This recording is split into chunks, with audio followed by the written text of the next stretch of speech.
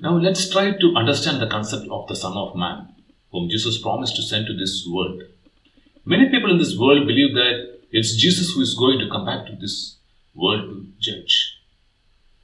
And whenever Jesus addresses a person, he refers to him as he or the Son of Man in the third person, not as I in the first person.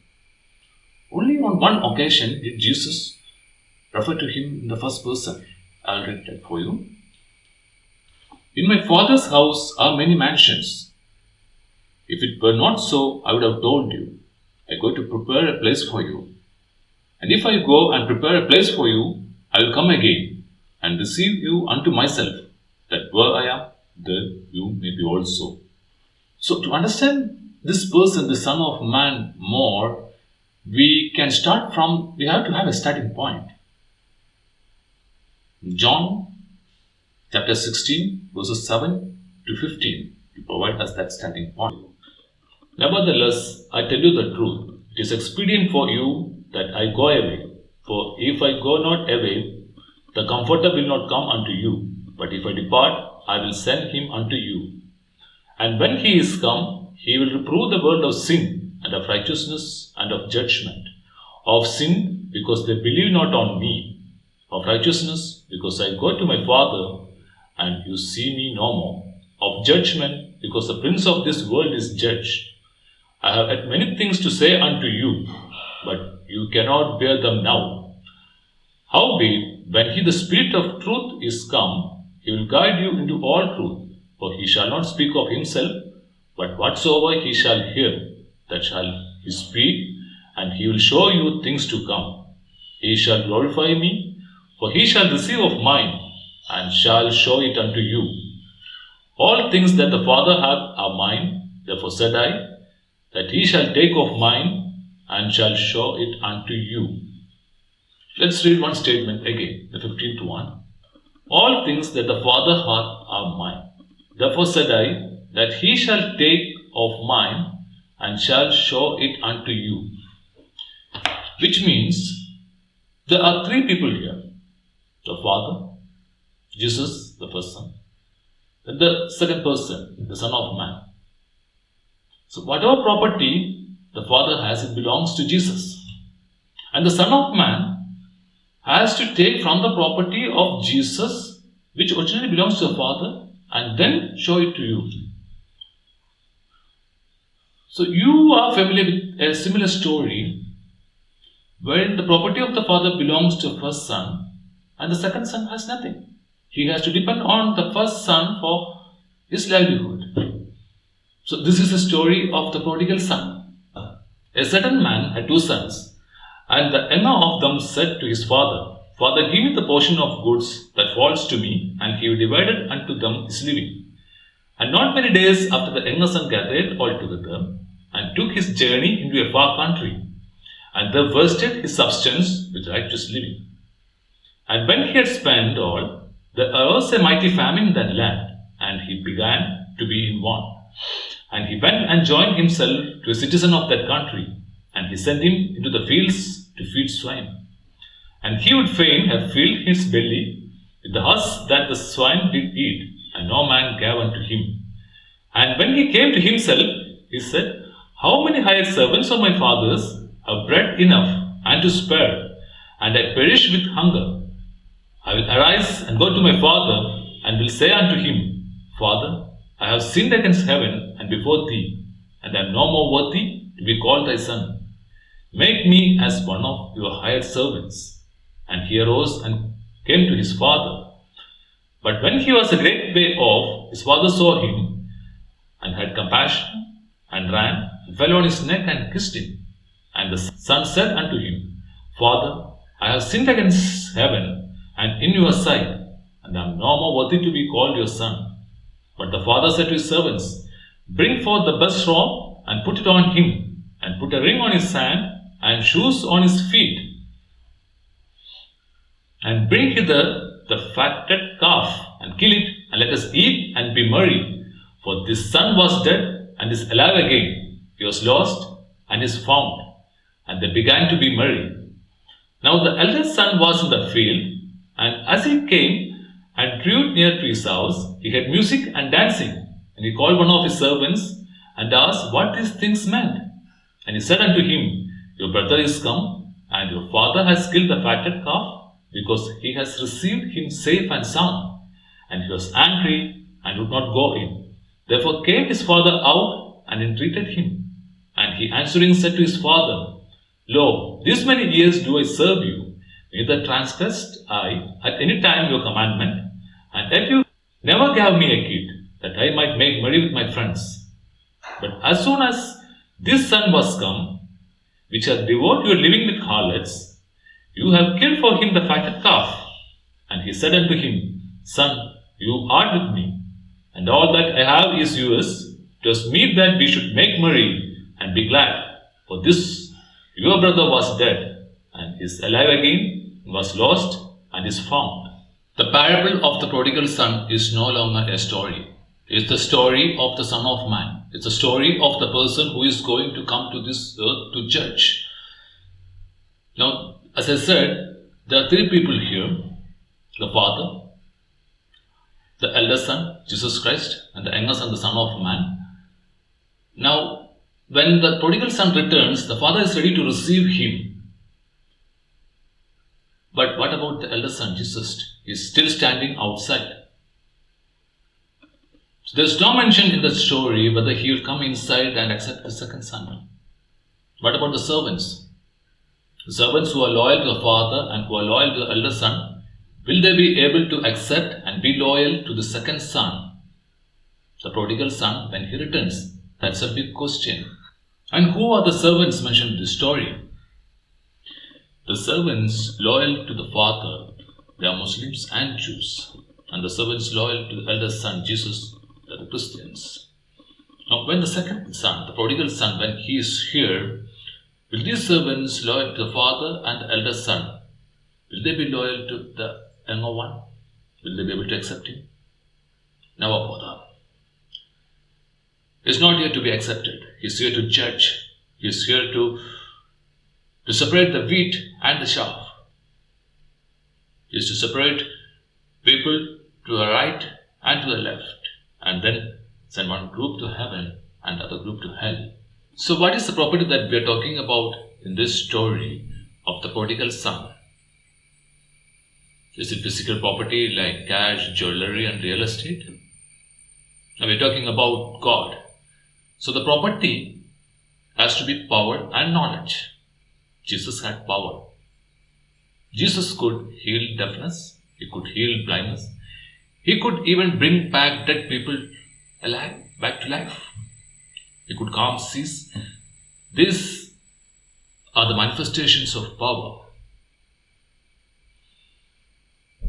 Now knowledge, whatever knowledge Jesus had inherited from Father, it's there in the Bible. So when the Son of Man is here, all he needs to do is to rely upon the Bible, and then he can do what he's supposed to do. Why is it mentioned in this story that the second son was dead and lost? This is because the second son, when he was away from the father and the elder son, he tried to disprove Jesus. He was trying to prove Jesus as an impostor. The resurrection was a hoax. Let's see how he did that.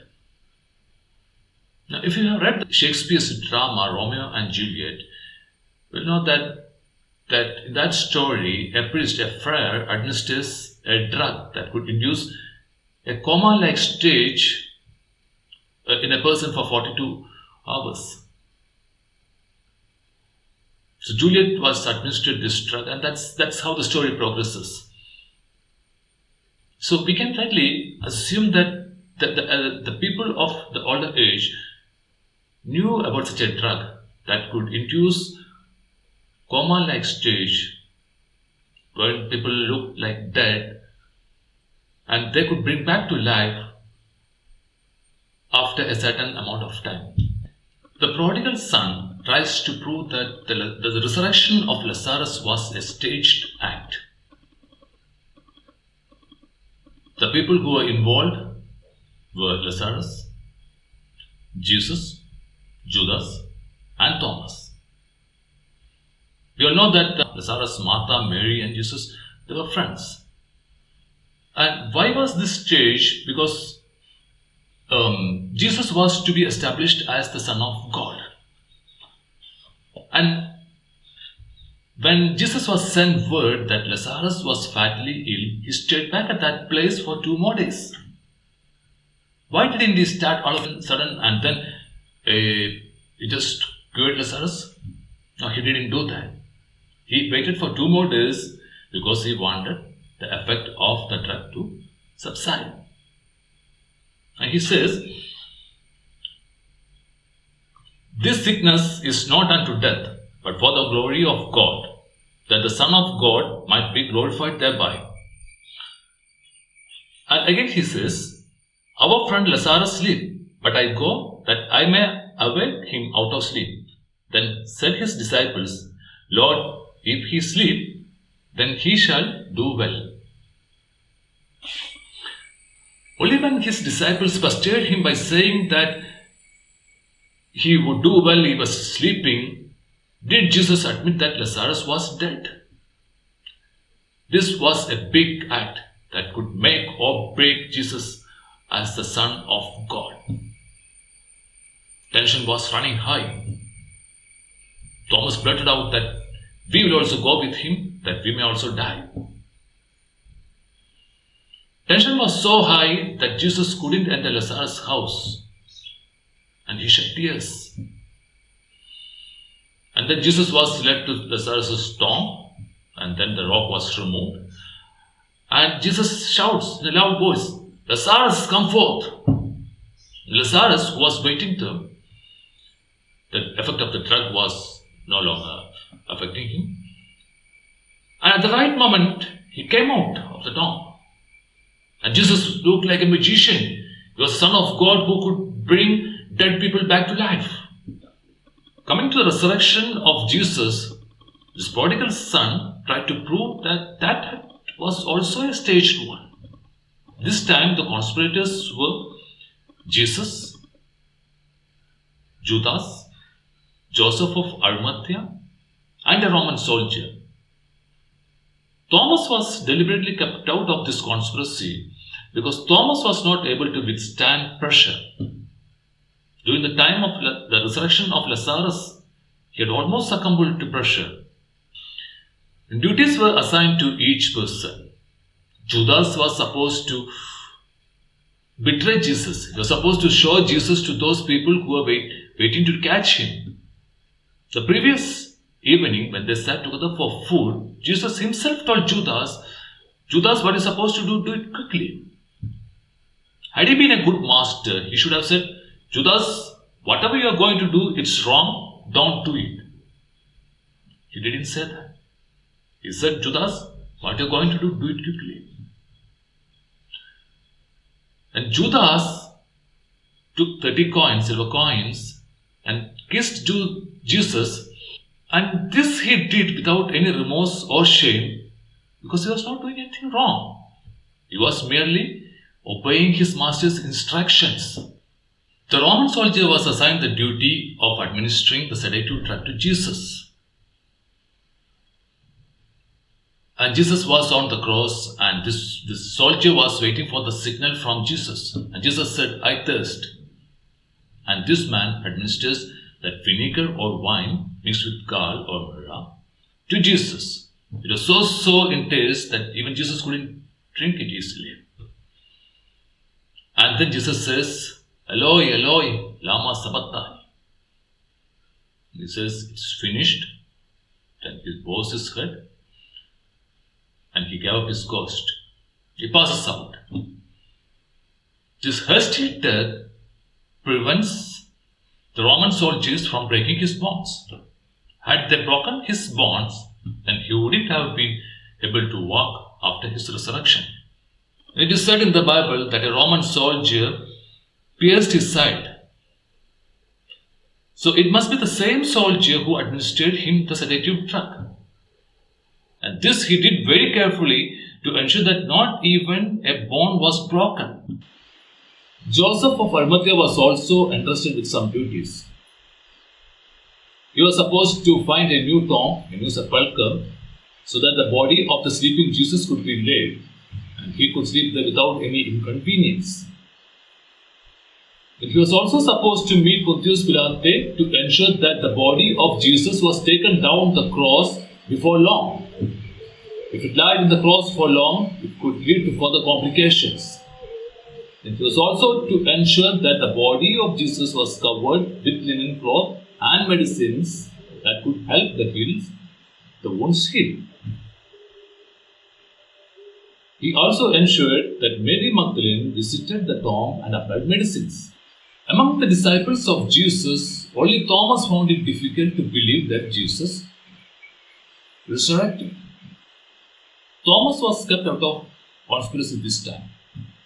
Though he had seen how Lazarus was resurrected, he had seen the arrangements made, but this time he really thought that Jesus was crucified and he died.